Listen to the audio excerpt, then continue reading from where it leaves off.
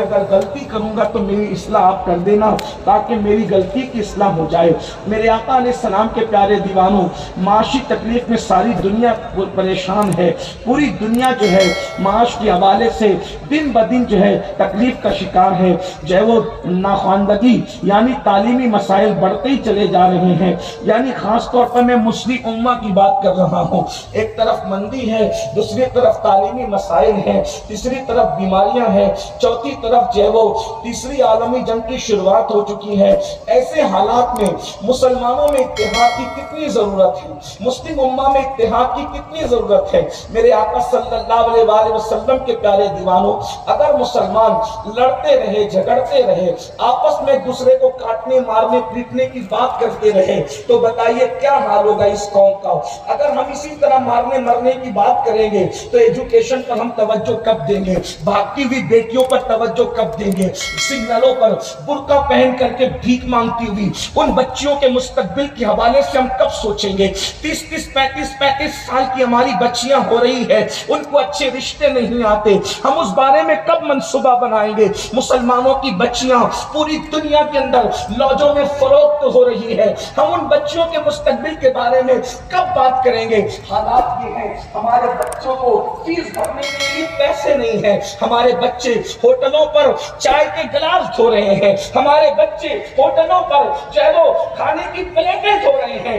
وہ قوم جو دنیا کی امامت کے لیے آئی تھی، وہ قوم جو دنیا کی سیادت کے لیے آئی تھی، وہ قوم جو دنیا کی قیادت کے لیے آئی تھی، وہ قوم جس نے لوگوں کو انداز زندگی سکھایا تھا، وہ قوم جس نے لوگوں کو تہذیب دیا تھا، وہ قوم جس نے لوگوں کو تمدن دیا تھا، وہ قوم جس نے لوگوں کو کلچر دیا تھا۔ ہمارے آنے سے پہلے دنیا میں لوگ دیکھیں کہ لوگوں کی ڈشوں کا عالم کیا تھا، اور ہمارے آنے کے بعد لوگوں کے دسترخوانوں کی رانائی کا کیا ہے۔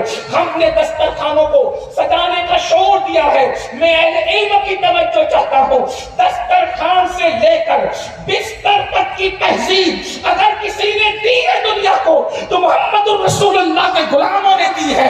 اللہ اکبر، ورنہ لوگ جانتے کیا تھے، اوپر کے لباس لوگ نیچے پہنتے تھے، نیچے کے لباس لوگ سر پہ باندھتے تھے۔ ہم ہی تھے جنہوں نے لباس کا شعور دیا ہے، انداز زندگی دیا ہے۔ لوگ اپنی بیٹیوں کو زندہ دست کرتے تھے، بیٹیوں کو سینے لگانے کا تصور محمد الرسول اللہ کے غلاموں نے عطا کیا ہے۔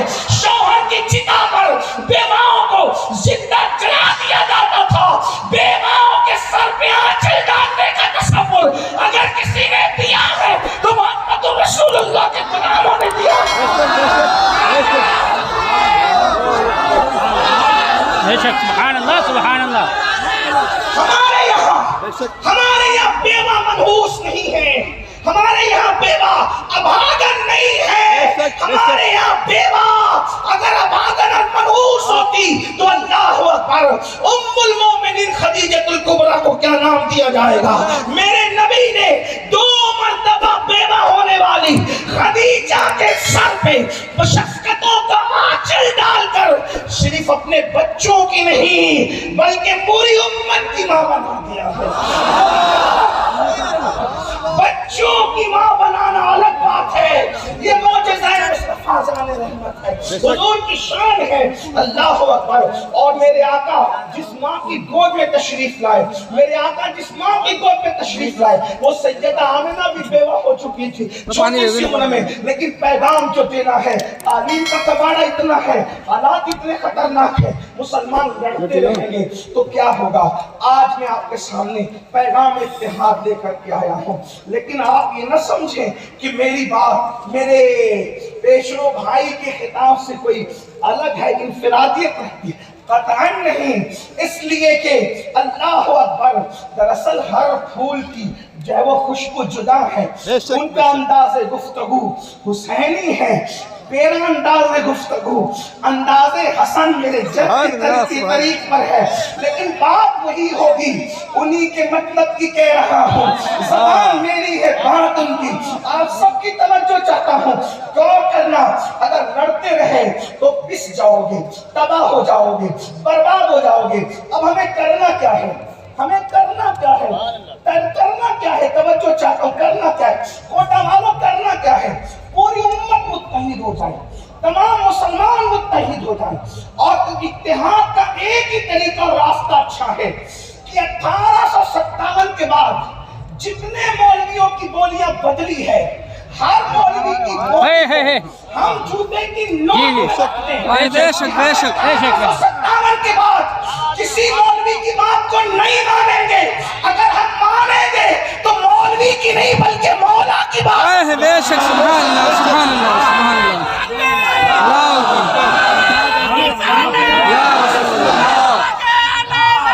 زندہ باد.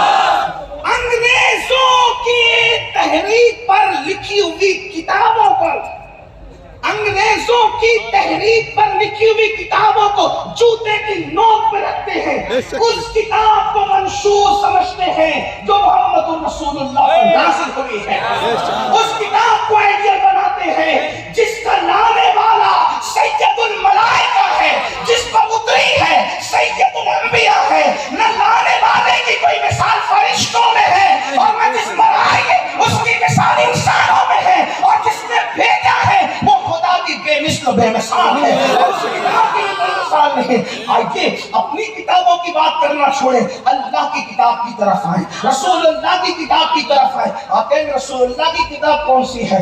احادیث پاک کی کتابیں رسول اللہ کی کتابیں ہیں. حضور کی سنت ہے، اس میں حضور کی احادیث ہے. اب آئیے آپ کو بتاؤں، امت متحد ہو جائے. اور متحد کس چیز پر ہونا ہے؟ ہمارے لیے ایک نقطہ اتحاد ہے، مرکز ہے، محور ہے. کون سی شخصیت؟